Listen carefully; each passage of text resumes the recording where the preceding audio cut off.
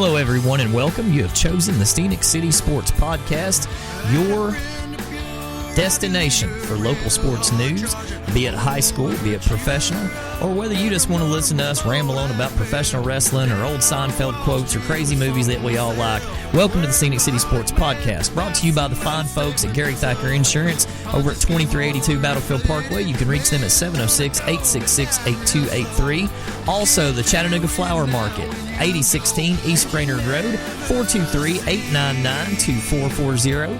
Phil's Primetime Pizza down in beautiful Chickamauga, Georgia, 122 Gordon Street. That's 706-375-4448. Our good friend Greg Payne, host of Restricted to the Dugout with Greg Payne and the Payne Mortgage Team. You can reach them at 423-645-9404 for all of your mortgage needs. And finally, Choo Choo Barbecue, who make it possible for us to bring you the scoreboard on Friday nights. The Choo Choo Barbecue of Chickamauga scoreboard. You can reach them at 12960 U.S. Highway 27 at 706-375-7675. And as Ringo Rob likes to say, you don't know Q until you know Choo Choo. We also want to say a special thank you to Matthew Mays and the good friends and members of Jupiter Coyote, one of our favorite bands, and they provide the music for the show. Those guys have always been great to us, and we hope you guys will reach out and try to check out their music as well. So sit back and relax and hold on, and we'll see where we get to. And welcome to SCS City Sports today, this afternoon. Well, we were supposed to be not exactly a.m., but not exactly p.m., I guess. But Twilight of the day. Twilight. SCS Sports Twilight. That's what we ought to call it. And it's the early bird special. Yeah. And sometimes for you folks that don't know when we're coming on, that's because we don't know when we're coming exactly. on. Steak and eggs for $8.99 today, folks. That's a bargain. Deal. Tip your waiter. That is. Rob, Scott, Rusty here, back. Finally, after at least 1 week, we had to.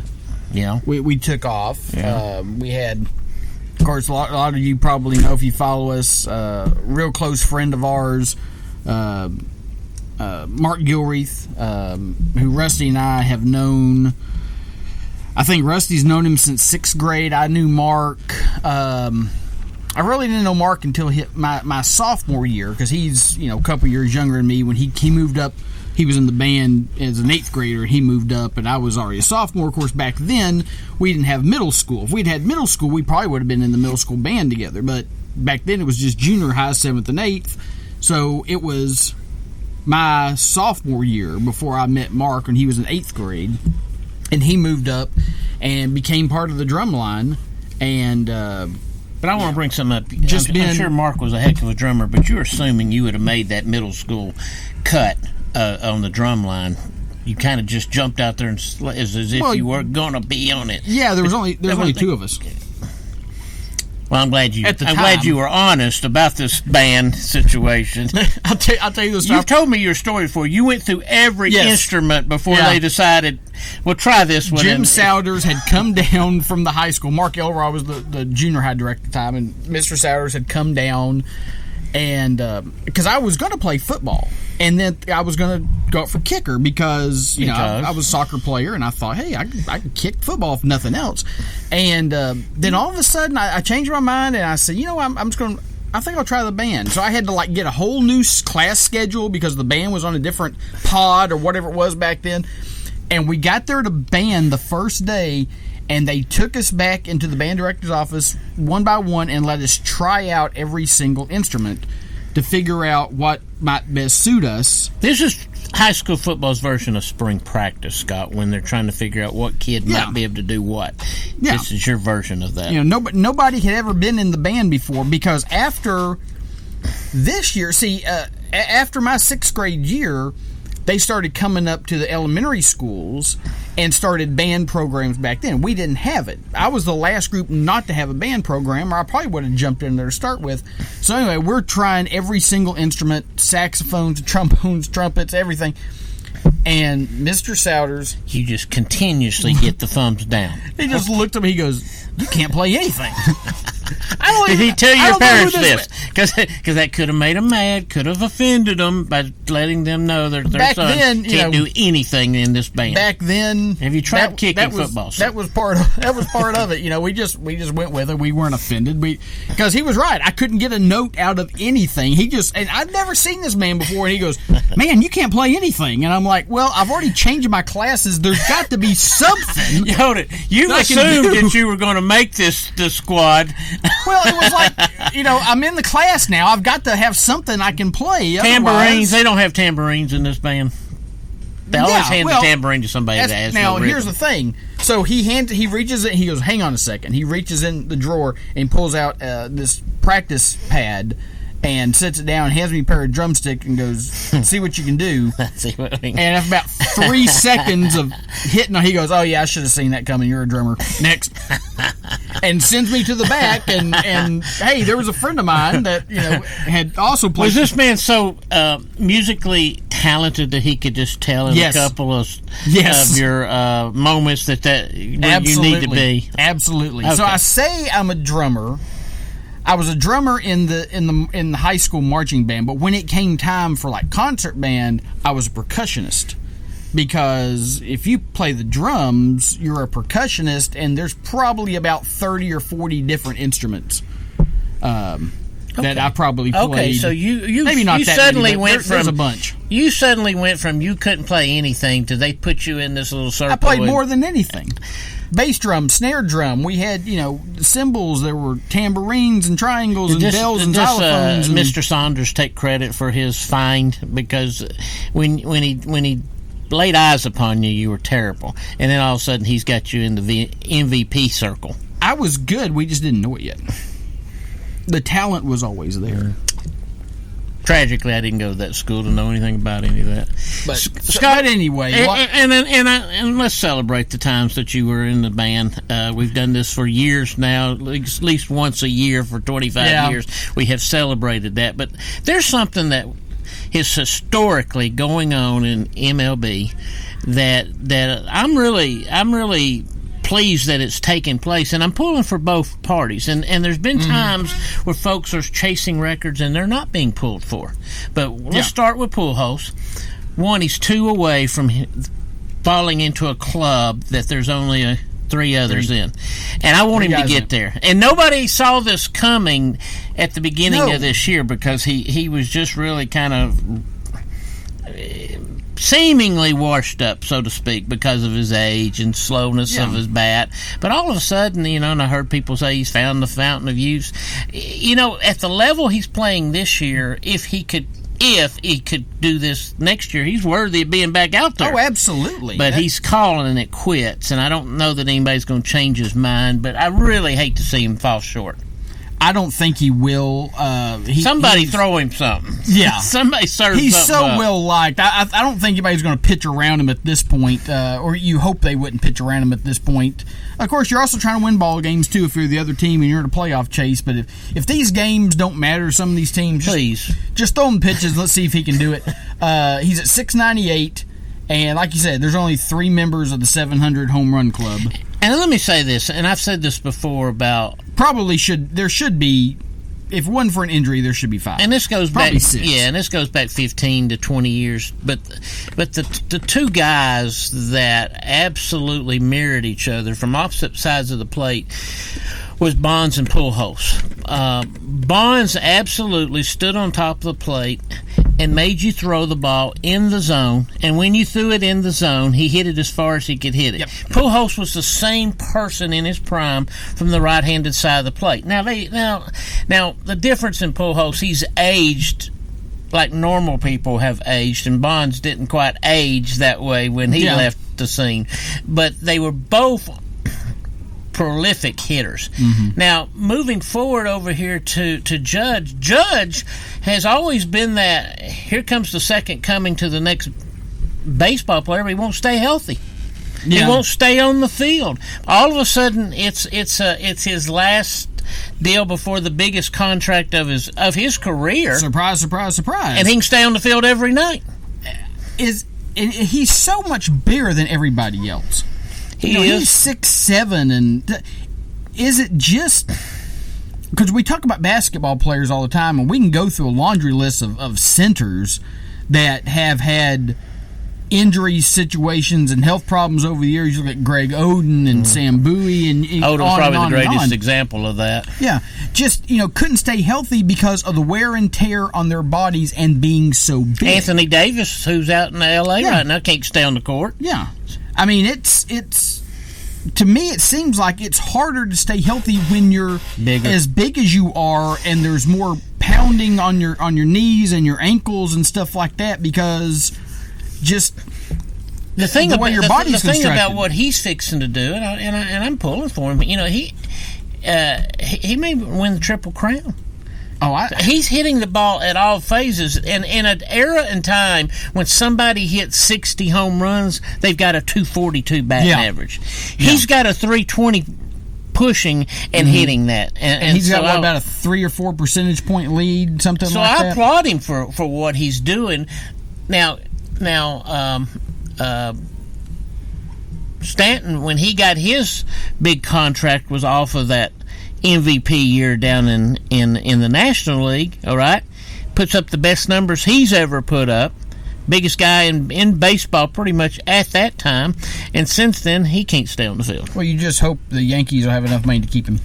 Well, I think they've done thrown out an offer that he rolled the dice and here he is. He does look like the best ball player that's ever going to play. But here's the thing about it: you're going to pay him. You're going to put him on a 10-year, maybe a 15-year contract, and he'll most likely never ever have this year. But he's again. only in his 6th year. But he may never have this year again. 6'7". Here it is, 6'7", 282. That's tight end numbers, man. That's yeah. But the point is, I see what the clubs think about. Okay, now we got to pay you for what you did, not what we're getting. Yeah, I was trying to find. Yeah, here it is. Let's see if it. Let's see. Okay, yeah. Now this was 2 days ago, right? Yeah. So this tweet from MLB, this was 2 days ago before he hit number 60 last night.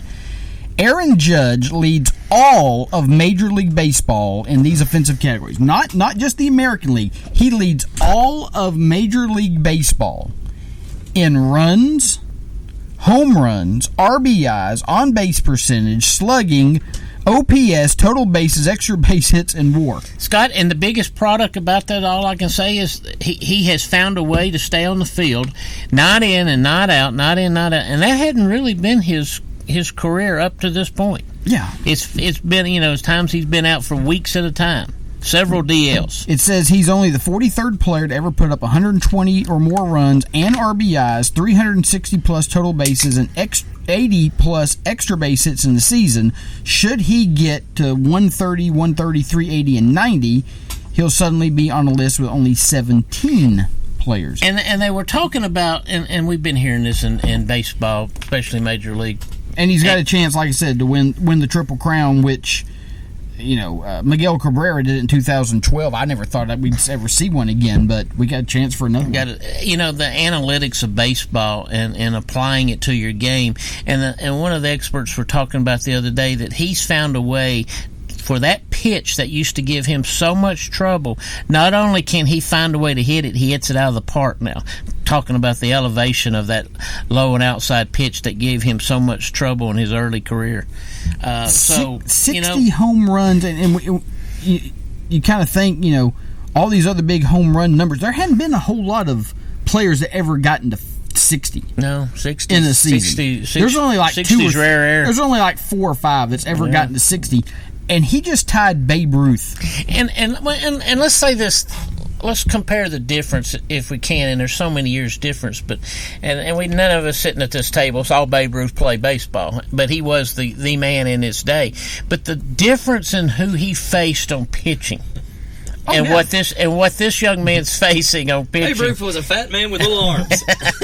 but he might have have faced a guy that should have come out in the 4th inning, but he's still out there throwing in the 8th inning. You follow me? Yeah. That ain't the case in Major League Baseball now. There ain't a whole lot of guys out there getting it up around 100 miles an hour, and probably not a whole lot of guys are probably getting it around 90 back then. Oh, absolutely. I've always said I would love, and I know this would probably this is the kind of stuff that somebody like Scott would be like. This would be like their holy grail kind of assignment. But I've always, somebody that loves stats the way that he does. But I've always wanted to see that stat.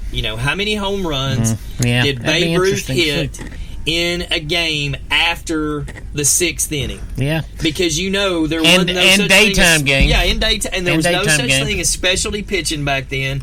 So if you were still in there playing by that time, you're playing somebody that's just throwing cheese up there. That's right. I'd love to see those numbers are out there. It would take somebody a little bit of time, probably to go and try to piece that together, Rusty, for argument's sake. Mm-hmm. But I think because of the diligence of going out there and figuring out who they were facing then and who's still alive to tell that story is another one.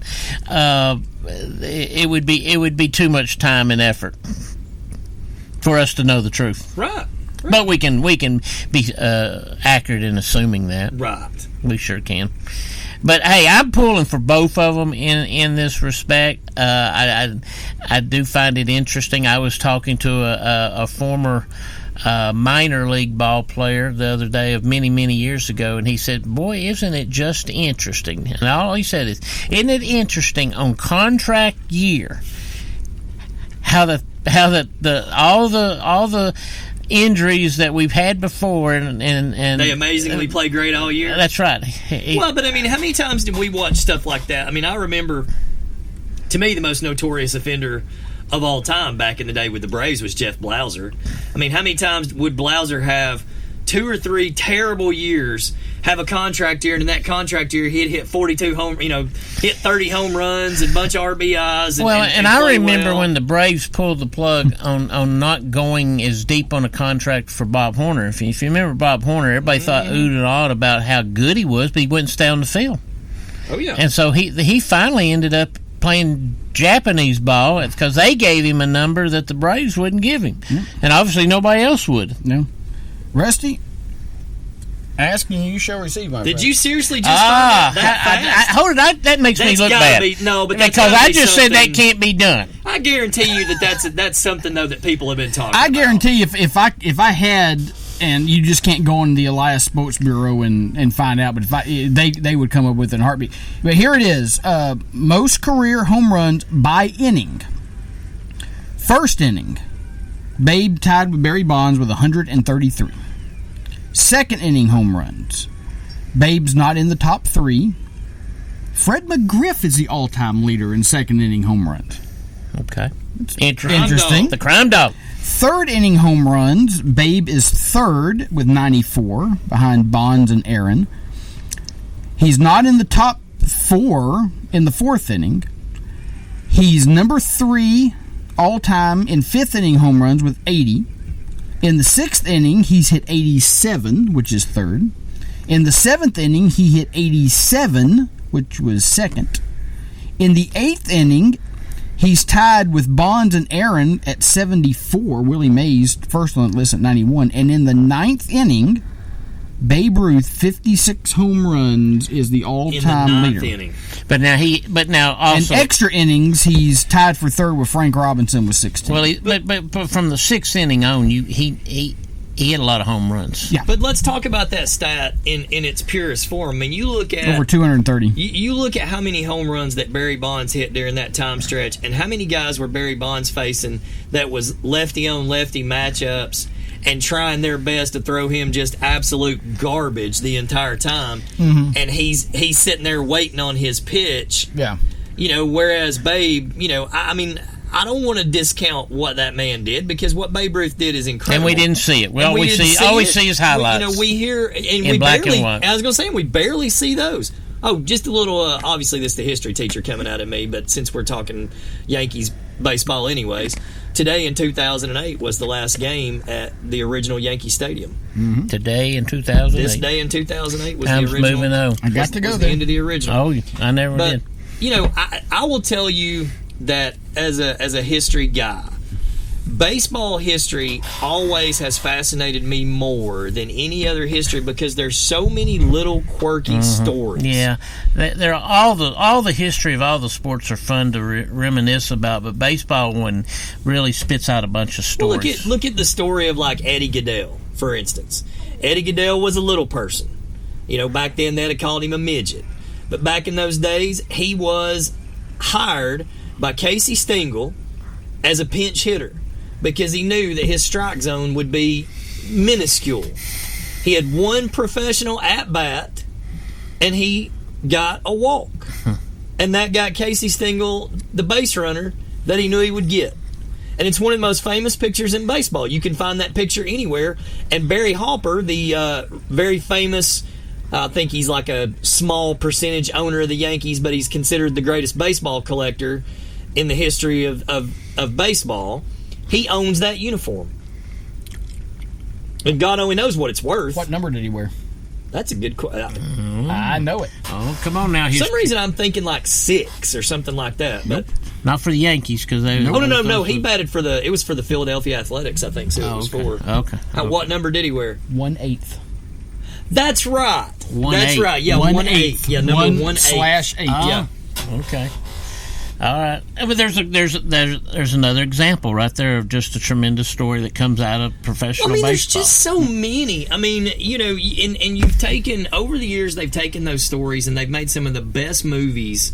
Because not all the baseball movies are 150% true, but a lot of them are based on true events. Yeah. The Natural's not completely true, but it's based on stuff that you think you could see happening. Field of Dreams is one of those. It's not necessarily that you think that you could see, ball players walking out of a cornfield, but Field of Dreams is a beautiful baseball movie because it's the story of every son's and father's regret of not having that one last moment.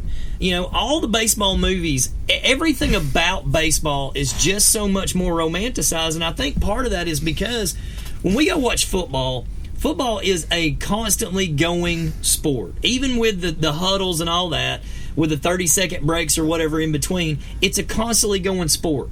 But you can go to a football game, and if it's a quick football game, you can be out there in a couple of hours. Baseball is one of those games that just, you're going to baseball and watching baseball on television. One is a religious experience, and the other is just like watching a boring sitcom. When you go to the ballpark, it's the smells, it's the sound, it's the scorebook, it is the program, it's the guy coming by throwing bags of peanuts at you. It's the whole thing of taking your kids with you, remembering when your father or grandfather or whatever took you. Baseball's just so much more. And I personally agree with it, and particularly, and I can sit and watch 9 innings of a baseball game because I'm a baseball purist, but really, it's night and day to go to a baseball game versus watching it on TV, Scott. And particularly if you're not a true fan of it and you're trying to embrace it that way, because baseball's tougher on TV than football and basketball obviously became. And think back in the day that how tough golf must have been on TV until they got all those camera angles out there. Yeah. Now, I will say this. I enjoy going to baseball games. I enjoy staying, as long as it takes, but it shouldn't take 4 hours to play a 9-inning ball game. And I've been to games before where we were out of there in 2 hours, and I've been to ball games, major league ball games, where we were literally there for 4 hours, and it was a 4-3 game. I know, and it can be lengthy, but Scott, they got to be very, very conscientious of how they try to speed that game up and how they change that game by trying to speed that game up. Because you're going to take some of the... And two, one of the things that sped baseball up, or that has slowed baseball down, and this is something that you don't see as much when you go to minor league games.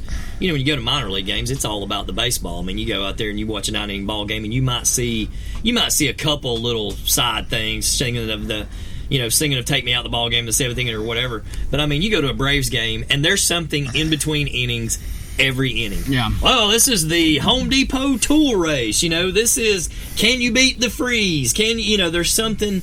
And that's because of this corporate world that we live in. You got to have that money to be able to have that. And I think I've heard Payne's got some kind of conspiracy theory out there about the Mr. Drill, right?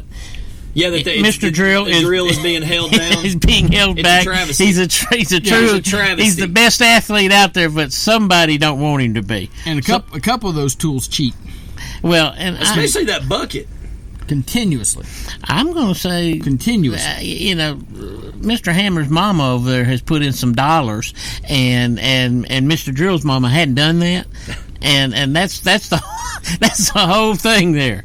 Have you seen the race where the guy they take one person out of the stands and they have to run from like where the sideline, or I guess the foul line where the bleachers start in like the corner? They have to run like halfway across the outfield, grab a base, and run back in 20 seconds. No, it's 90 seconds. No, it's 20. Is it 20? Yeah, I thought it was 90 seconds. They got 20 seconds to get to the base and get back. I've only seen one person ever do it. Well, yeah, because, I mean, that's a...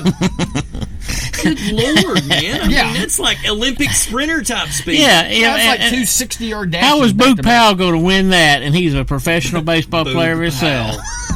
He's still selling barbecue beef sandwiches outside of... Scott, don't you? Is he still alive? Scott's trying to. He's trying to. Or his place is still out there. Boog Powell's still alive. I think so. Well, you've been researching everything else today, coming up with it. Let's just find out. Damn it. Well, I just wanted to start out with a little bit of the history that's going on in MLB right now, and we may never see it again, or not see it for a long, long time, because it does take a while for some of those really big records to fall sometimes. Well, I can tell you, Rob, according to Wikipedia, Boog Powell still alive. You never have to twist my arm to get me to talk sports, and especially sports history. 81 years old, but he's 81 still selling barbecue. Huh? Okay. I love this. I love this great game.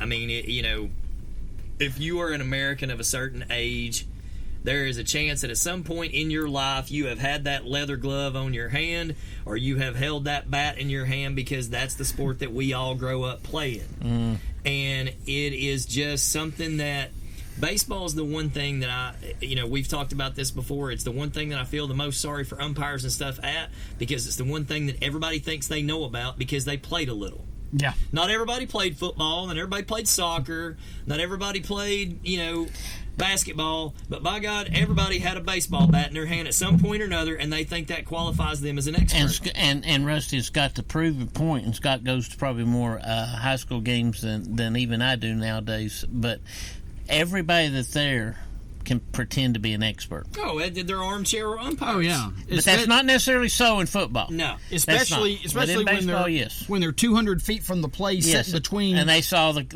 the fence and a dugout, but they had a perfect view, more than the guy that was standing on top of the plate. There's no way, Blue. No way. Yeah. Cheating our kids. Yeah. They're cheating our kids. But that ain't gonna change. I heard somebody say not long ago. I heard somebody say that well, you don't hear that if you go to you go to those select games. You go to those big time showcase games and stuff. You don't hear all that out there. Them parents, I'm like, yeah, because them parents have been threatened. Those coaches have basically said, hey, listen. Well, I will say this about that, and when just you got skin in that game, you gonna listen. There's there might be a little more couthness about that set of people there, and they might have a better idea of what that game was supposed to be like. But high school baseball, and we've talked about the umpires that come on from TSSAA and how they struggle to keep people right, Scott, and where they getting burnt out in those first 2 years of middle school. Well, I can imagine what they're going through. All right. Enough on that. Let's get into some high school football. Football. Anything surprise you from last week? Well, I will say that I went into our game of the week over there at the nation, the Seahawk Nation, and I was expecting, because the numbers that I had run, so to speak, on Boyd Buchanan, they had averaged giving up 4 points and scoring nearly 42. That's pretty dominant 4 games of football. But I guess it's a pretty good schedule. Yeah, but that was no fluke. that Silverdale team earned and won that ball game. It was a good ball game. I thought coming into that game that maybe a one had been waved a little heavier on the Boyd Buchanan side, and dominance had already set in. But Silverdale played a really good football game. It was a good football game to watch, actually. But Silverdale played a good football game, and that's back-to-back years now that they've beat a team that they've been trying to beat for a long time. Yep. So let's run down the schedule for this coming Friday night. And all these games, we put them up yesterday on our Facebook page if you want to go in there and check that out. And, of course, thanks to Choo Choo Barbecue at Chickamauga and Jeff Beagles for sponsoring the Scoreboard Show. We'll be having that for you on Friday night. We got Ooltewah at Baylor.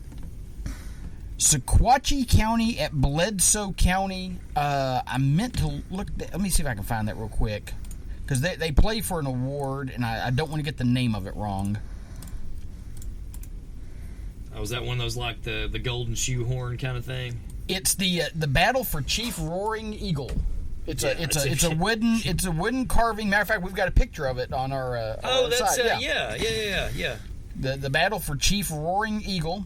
So that'll be coming up this Friday night with Sequatchie County traveling to Bledsoe County. Columbia Academy coming down from around, I think, Spring Hill area, if I'm not mistaken. They'll be playing at Boyd Buchanan, see if the Bucks can bounce back. Austin East at Brainerd. This is a rivalry that's been played for many, many years now. CAK at CCS, that's Christian Academy of Knoxville at Chattanooga Christian School.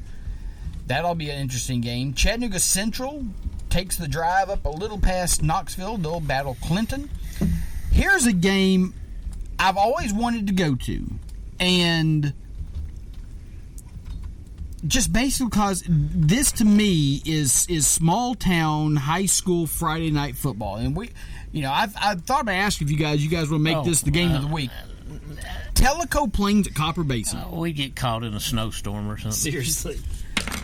The Bears and the Cougars would fall apart. It's just that just seems to me like that's the essence of it up there in the mountains, the backdrop. Well, I'm sure the folks that are in that neck of the woods will all be there, and that's what you do see happen at a small town Friday night football. And it's two teams that generally most years are about equal as far as talent records go, and it just seems like that's a big. Is the former Red Bank coach still at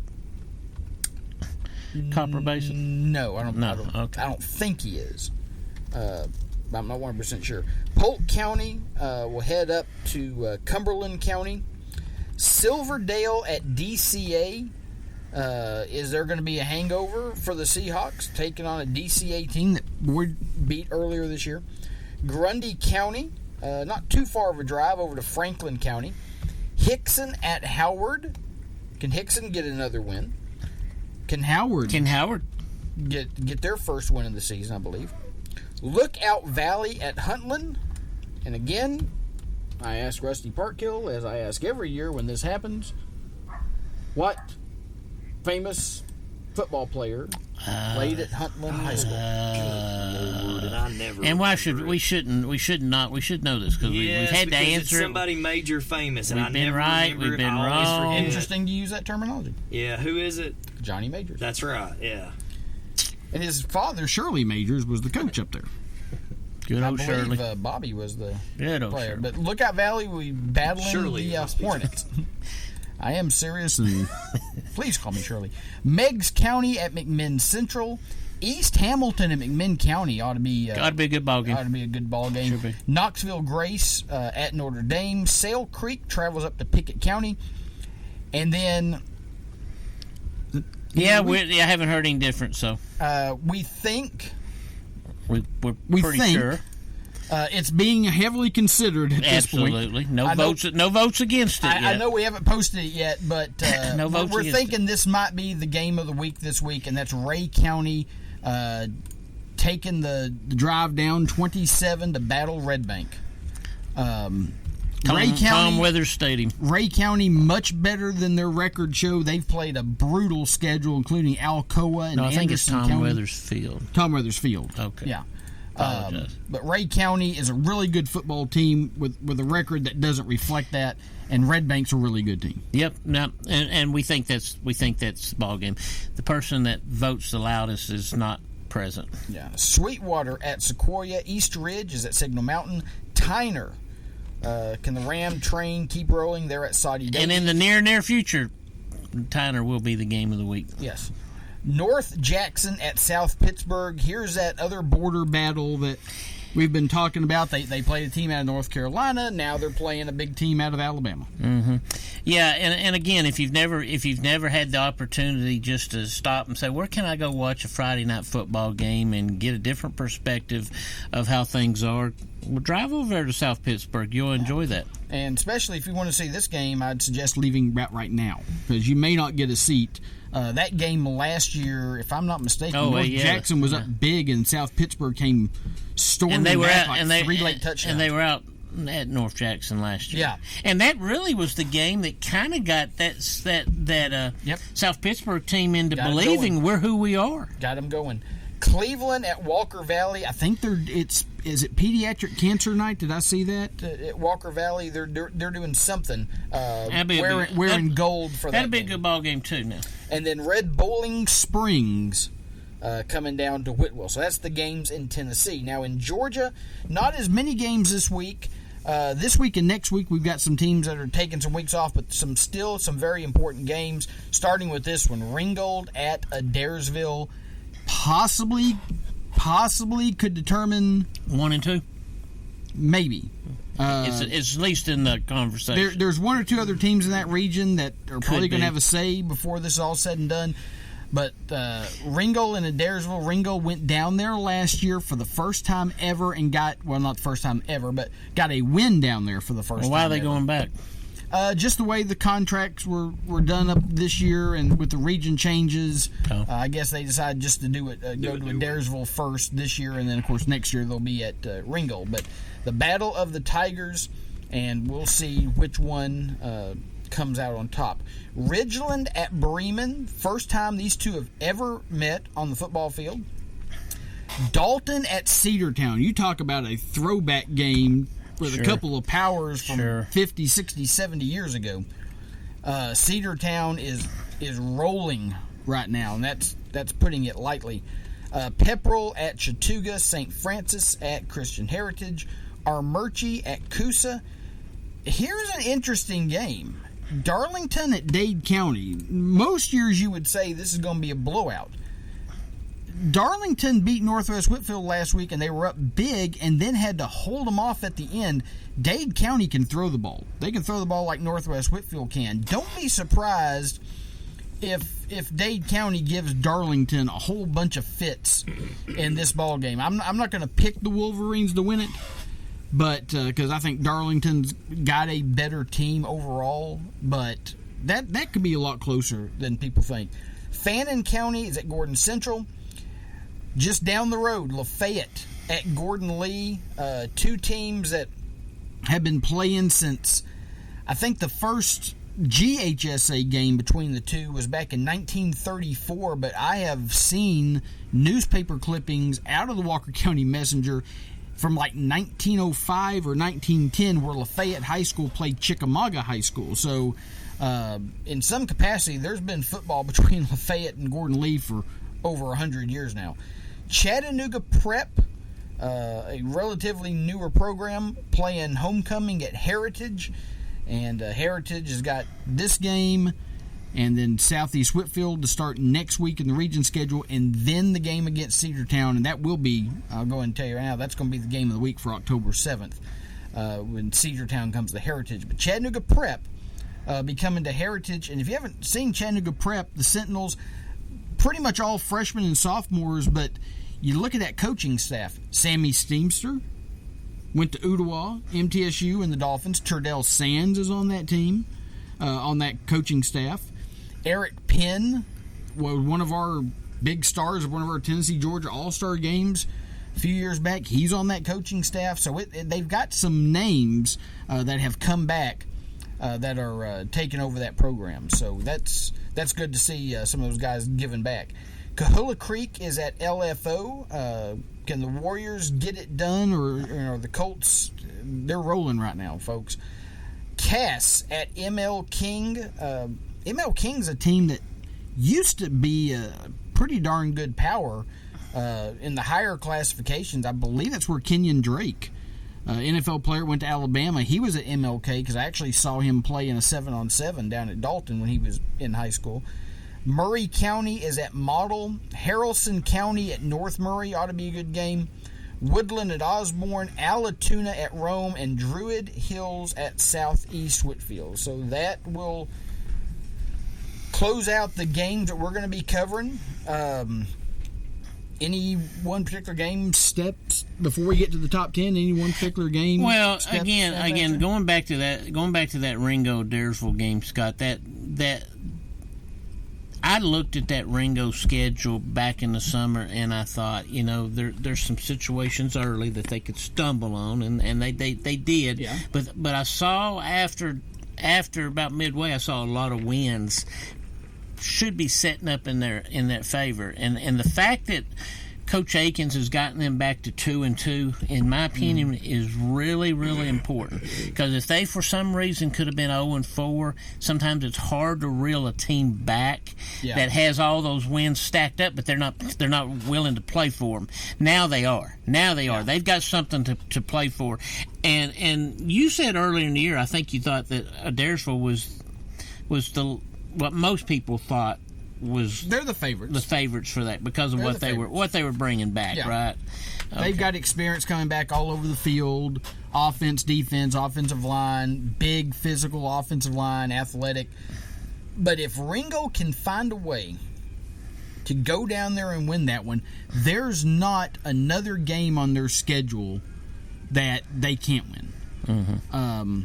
If they win this one, they could win out, be 8-2, and that's why I thought it was be the number one seed. And that's why I thought it was important that Coach Akins and his staff got them back to 2-2. Yeah, because if they were sitting down, I think even moving back, I heard this in your interviews. If they had dropped that third game and been 0-3.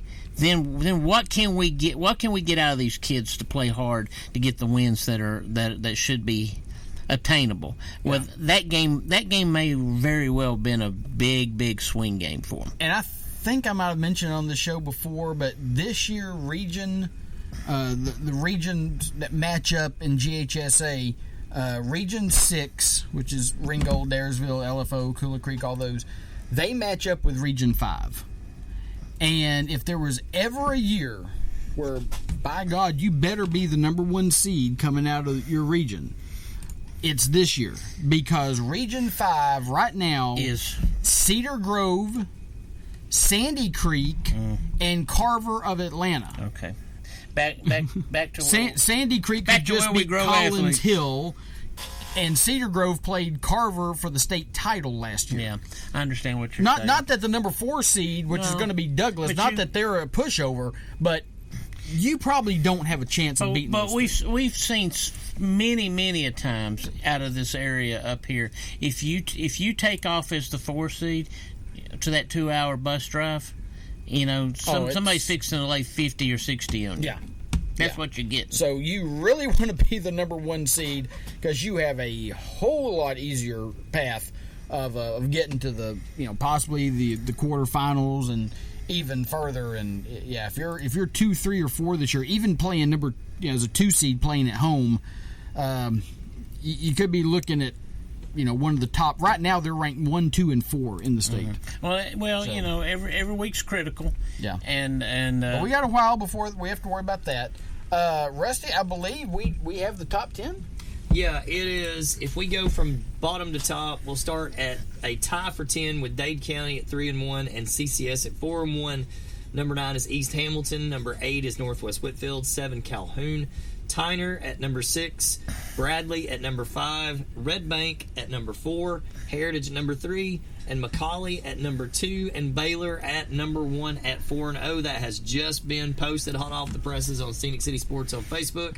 So please go on there and respond. Tell us what you like and don't like. And make sure to let us know how dumb we are. Because yeah, tell us what you can't believe. We appreciate that. So Baylor has Ooltewah this week. Should be a win. There would have been a time. There would have been a time not too far back. Baylor would never have invited Ooltewah over there. Probably not. But that should be a win for Baylor. And McCallie's off, and then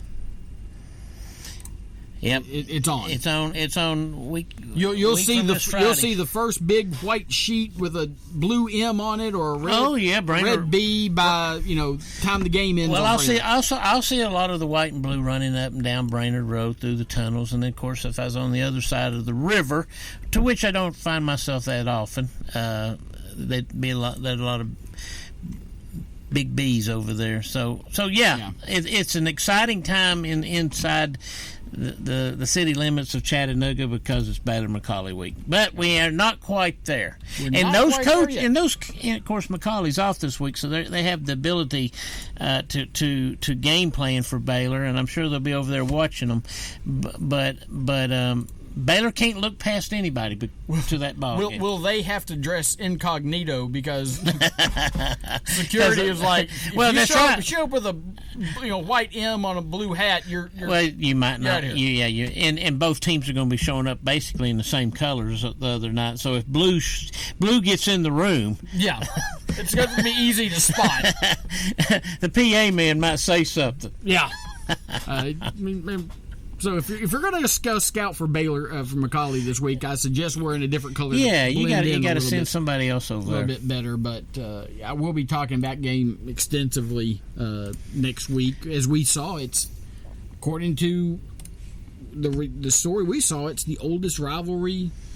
It's dating back to when the first game was. Mm-hmm. And we talked about that, and we'll talk more about it. It's been a rivalry of streaks. Yep. How one team runs off 6, 7, 8 games, and then the other team runs it off, and then when it came to a screeching halt for what? How many years, Scott?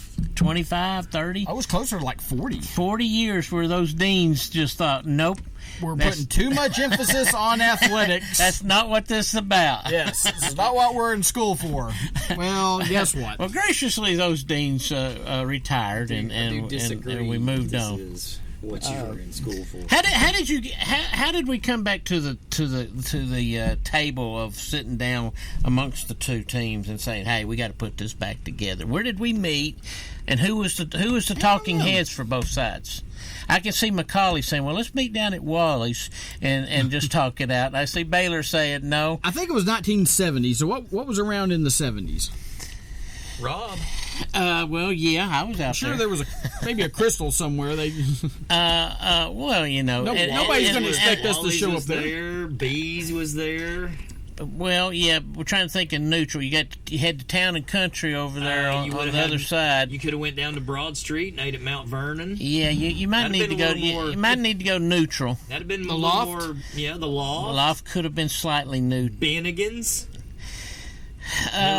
Anyway, we're just proud that somebody got past those 40 years of deans thinking it was not probably a good a 3 a.m. run at the Crystal down there on Cherokee Avenue, because nobody's going to expect us to show up there, and we'll hammer out the details of it. Listen, let's work out our careers for the rest of our career. Let's play each other this year. Yeah, that's a good idea. Let's see how it goes. That's a good idea. Our legacy is safe. And then, so kudos to whoever decided to put that game back on, because it's one of the most, honest to goodness, it's one of the most anticipated events, not just in high school football. It's one of the most anticipated events in Chattanooga every single year. It is, and both fan bases do not allow the other fan base to gloat over that, and it even can cost coaches' jobs. Yep, sure can. Well, and that's. You could sit here, Stephen Hargis. And times have changed too in that perspective. I think about that rivalry, and it's like Stephen Hargis wrote that awesome book that he wrote a couple of years ago about Marion and South Pitt. The 3 miles. Is it 7 miles? Eight hateful miles. I want the Macaulay Baylor. Great book, by the way. Yeah, sure. I want the Macaulay Baylor book. I want to know all of the cool stories. I want to know, I want that book. Yeah. Because, I'm envisioning, whose house got tragically invaded that week because how many other dads put their batting gloves on before they went to watch? I mean, I'm just... I know that one. Yeah, we all do. And, I look at all the stories that are out there, and I think that would be, what would be good about that book is it would show everybody that it doesn't matter what the two fan bases are, the conduct is about the same. I mean, everybody in a really bad rivalry, everybody hates the same. It doesn't matter if you are high-powered, high-paying jobs or you are just regular everyday folk. Everybody hates the same. You said this, and I'm not going to try to quote you, Rusty, because I'll mess it up, but you said something about a good marriage doesn't have to love the same thing. That's right. But they have to hate the same thing. Yes. You have got to. You can be married a long time, and you can, if you love all the same things, that's great. But by God, you better hate the same things.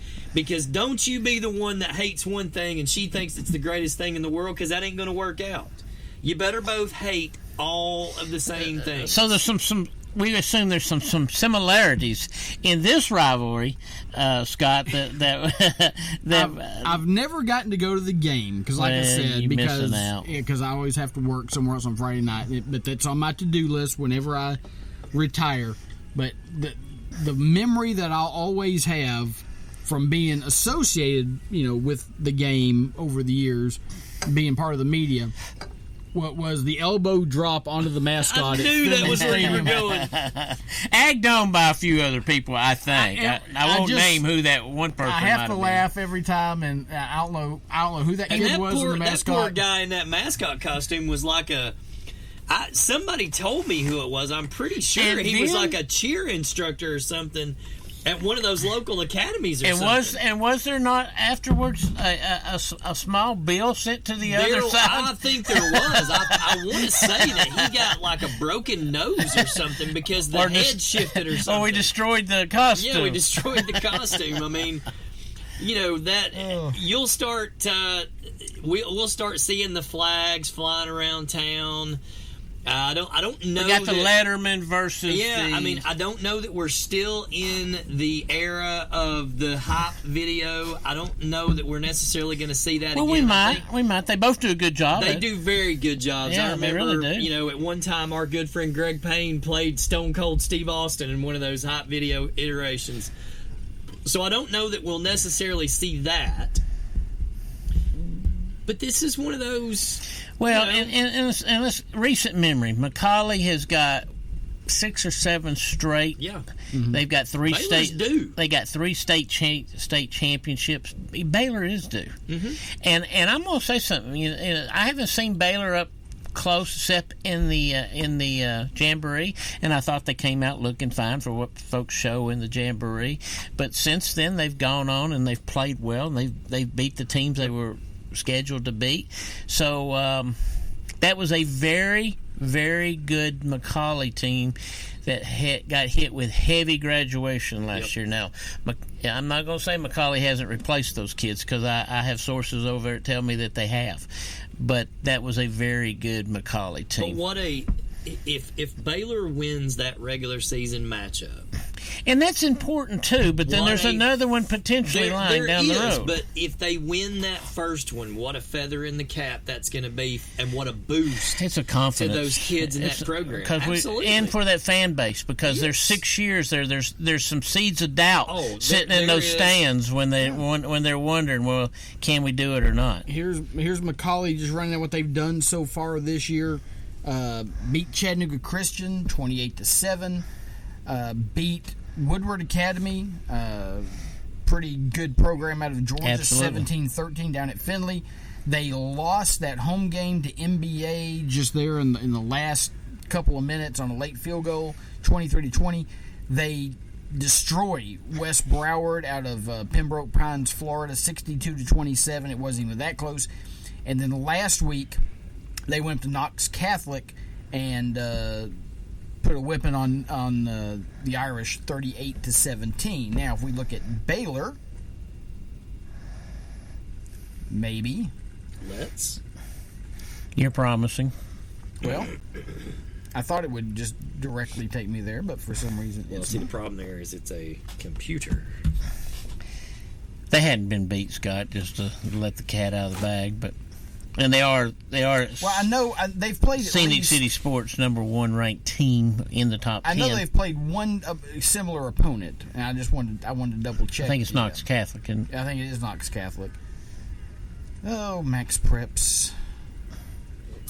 How I dislike thee. Actually, it's a pretty good side. So they play Rabun Gap out of Georgia, which is not a GHSA program, but it's a pretty solid program there. Won 38-21. They go to Innsworth and win 35-17. Then they get Knox Catholic at home and beat them 48-9, and then 42-7 at Pope John Paul II. So they've only had one home game so far. They beat Knox Catholic by 39, and McCauley beats them by 31. So I sounded like they were already over there. I'm telling you. And then again they're hosting Ottawa this week. Now, according to this, I did not know this. It looks like October 7th. I'm going to pull this up to confirm that what I'm seeing. Yeah. Is this right? Baylor's playing Prince Avenue Christian out of Athens, Georgia? If you're looking Wow. at I was going to say, I mean, if you're looking at it, it's right. Well, just because it's all Max Preps doesn't mean it's right necessarily, but yeah, I think they are. That's going to be one heck of a ball game. Prince Avenue has got some big-time football players this year. This is where Brock Vandergriff, who's now at Georgia, committed, and he was playing last year. That's a really good program with a lot of good teams, so a lot of good players. So we'll see how that goes, and that's the week after McCauley. So and you're jumping ahead of us. You're jumping ahead a little bit. Jumping ahead. We got good football going on this Friday, and then blue and red will be on. If nothing else, we can always just replay this next week. Just that part of it. But, guys, that's going to do it for this week's episode of Scenic City Sports Twilight. Is that what we're calling it this week? Tonight, today, next week, tomorrow. Don't forget Seniors Friday. Call it early bird. Yeah. Early bird special. Don't forget Friday night. From meat. Choo Choo. Rudy Tooty, fresh and fruity. Choo Choo Barbecue of Chickamauga post-game scoreboard show with Scott and Rusty and anybody else who wants to show up from our crew, not just anybody. Please be part of our crew. But we'll be coming to you sometime Friday night, around 11, sometime 11:15, whenever we can get down here and get the scoreboard loaded up, and we'll talk about all the games. Lots of good ones coming up this week. Don't forget the new top 10 is out, so if you want to pull up on the Facebook, check that out. Enjoy the football games, whatever game you're going to this Friday night. Ought to be awesome weather for high school football as we finally roll over in the fall. So for Scott, for Rusty, for Rob, thank you for listening. You've been listening once again, Scenic City Sports Tonight.